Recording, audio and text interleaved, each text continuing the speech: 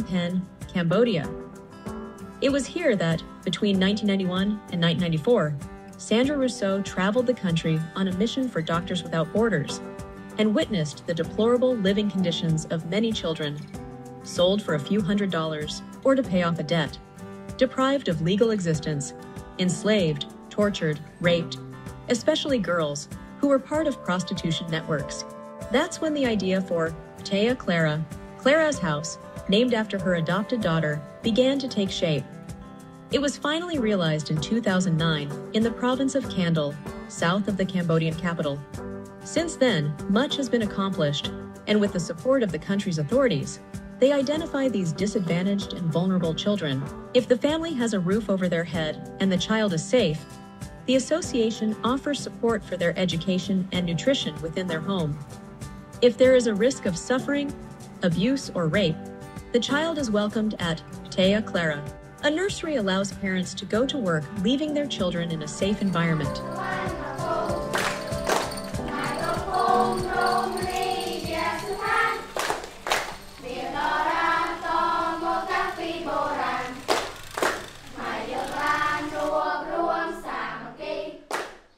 Ptaya Clara, c'est la maison de Clara, la maison des enfants. C'est un grand foyer qui accueille actuellement 150 enfants. Il y a des enfants qui sont là en résidence, qui sont là 24 heures sur 24, 7 jours sur 7. On présente 50 enfants. En 2002, donc, on a adopté notre fille Clara, la maison de Clara, Ptaya Clara. À partir de 2002, l'idée de vouloir sauver des enfants s'est concrétisée. Et donc, on est arrivé au fait que je ne pourrais pas aller dans les maisons closes, sauver, retirer des enfants de la prostitution, de trafic divers.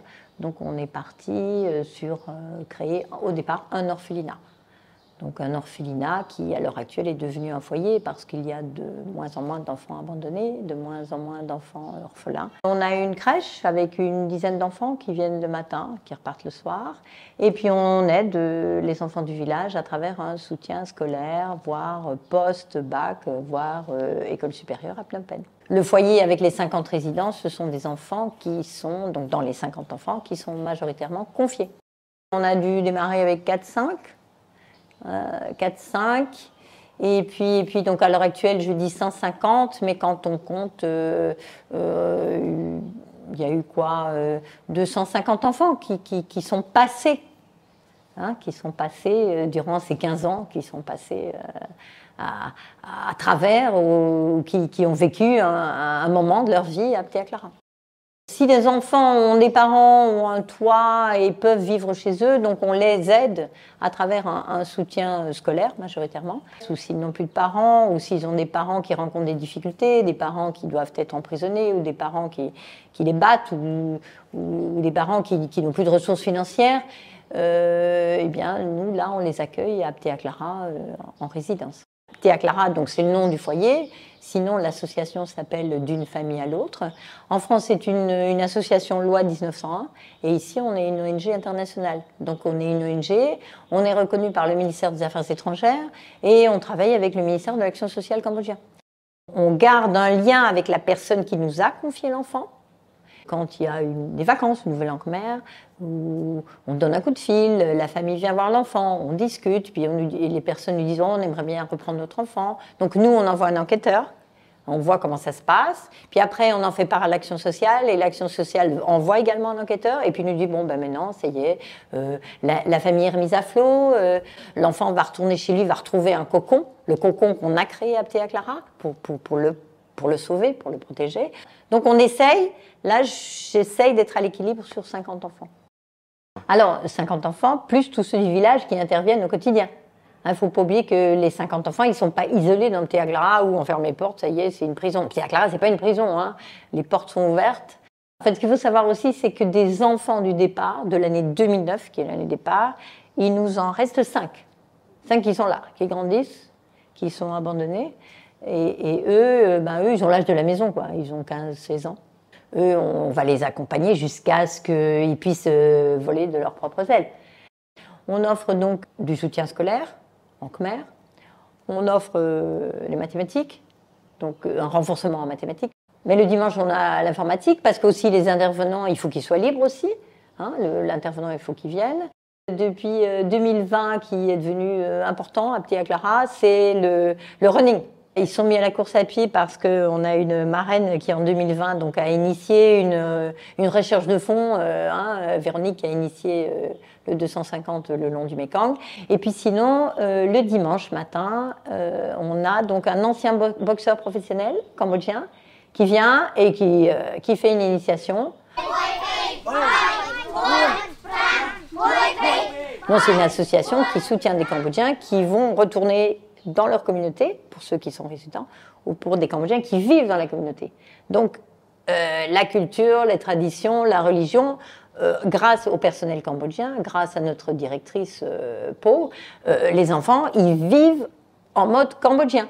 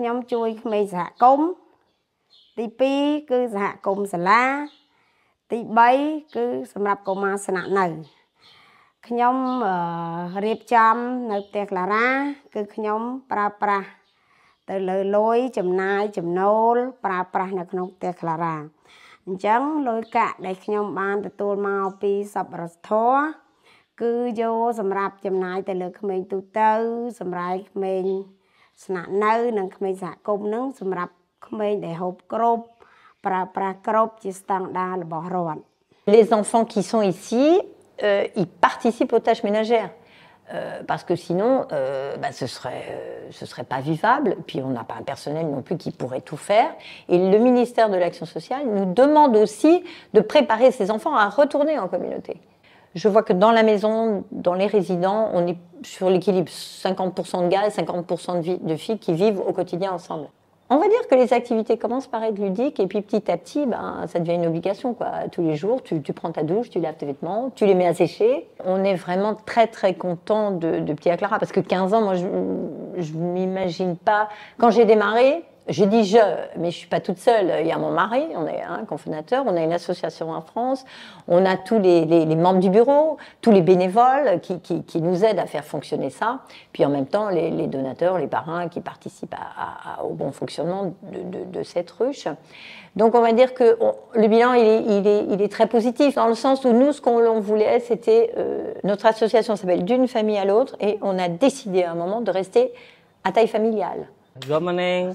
My name is Anodam. I'm 20 years old. Now I'm studying at University of Royal University of Phnom Penh, Department of Math.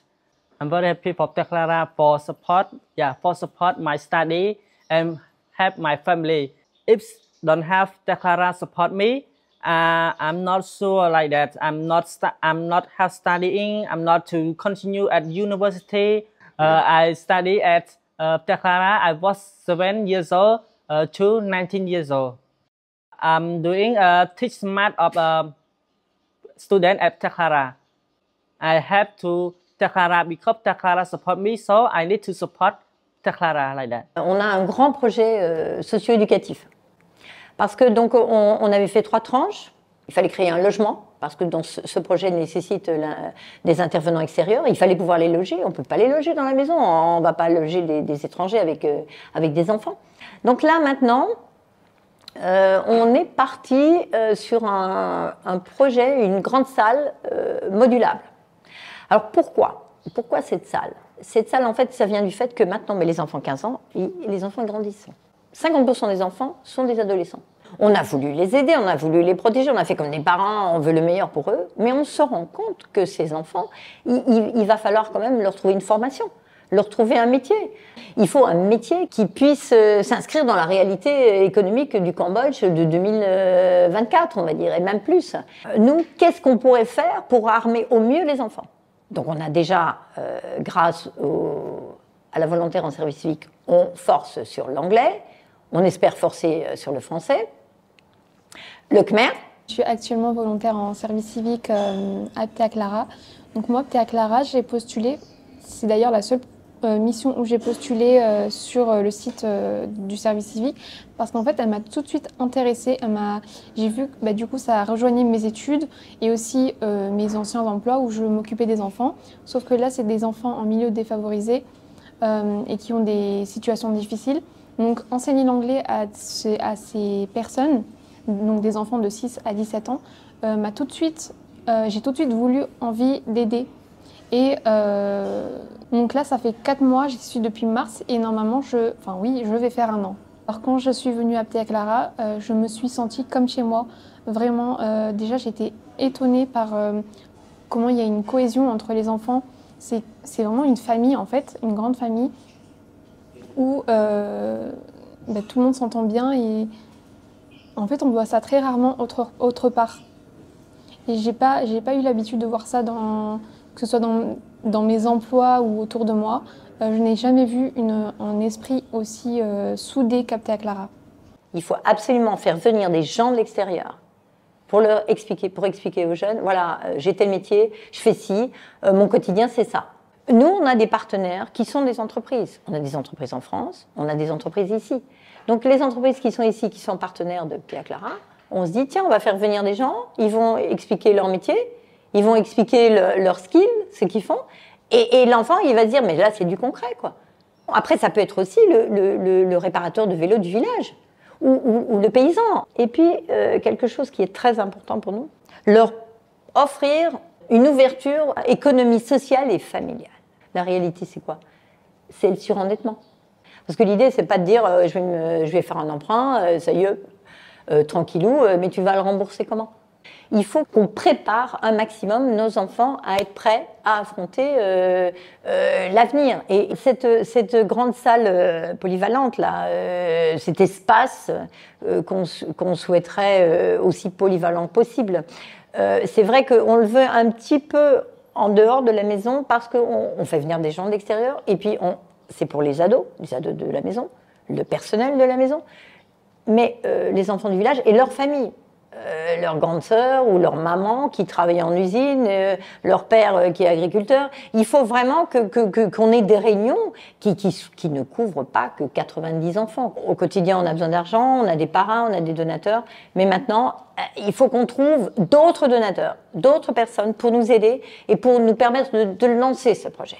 Ptea Clara 2024, 2009-2024, tout ça, ce serait pas possible sans les bénévoles, sans les donateurs, sans les parrains. Ptea Clara, c'est d'abord aussi une équipe cambodgienne qui est salariée, d'accord, mais qui n'a pas des salaires extraordinaires, mais qui se donne un maximum.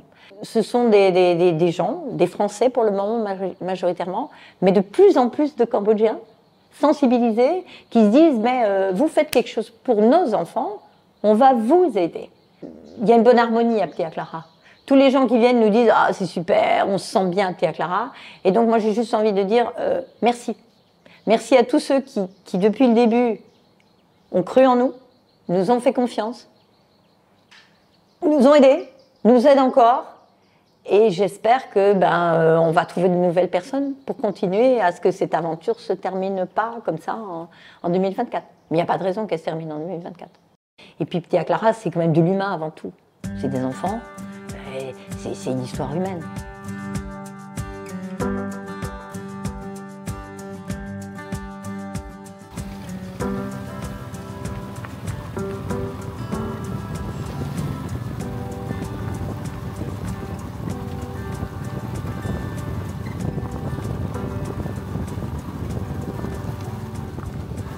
If you would like to make a donation to the association or make a sponsorship, scan this QR code. To help Ptea Clara in the realization of her future project, thank you.